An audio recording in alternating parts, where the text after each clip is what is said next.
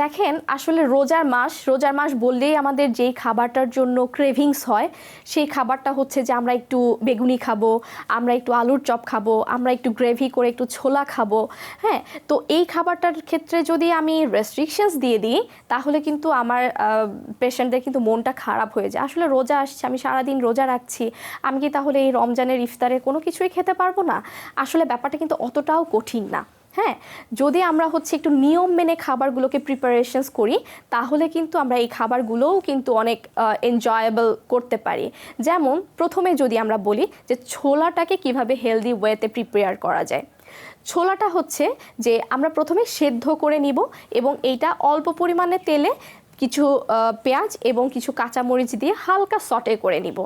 নেওয়ার পরে এটার মধ্যে এক্সট্রাভাবে কোনো আলু অন্য কোনো কিছু অ্যাড করার প্রয়োজন নাই। অল্প মশলা চাইলে অ্যাড করতে পারি, আদারওয়াইজ কোনো প্রয়োজন নাই।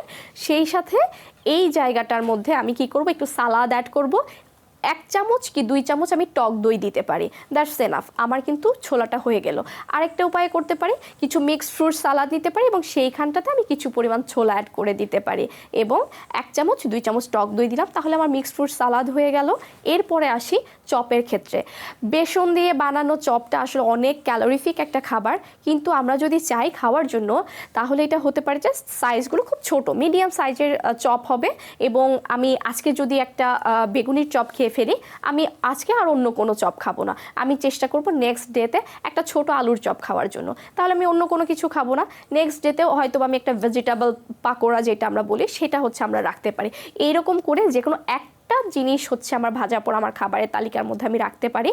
এবং যেই নিয়ম সেটা হচ্ছে আমি খুব ছোট একটা বাটি সিলেক্ট করব।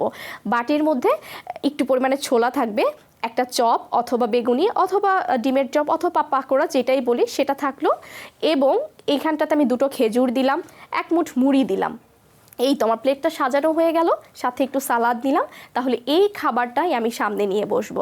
এই তো হয়ে গেল আমার মজাদার ইফতার, এবং যতগুলো আইটেম আছে আমি সবগুলো ইনশাল্লাহ টেস্ট করতে পারবো। সবাই ভালো থাকবেন, আল্লাহ হাফেজ।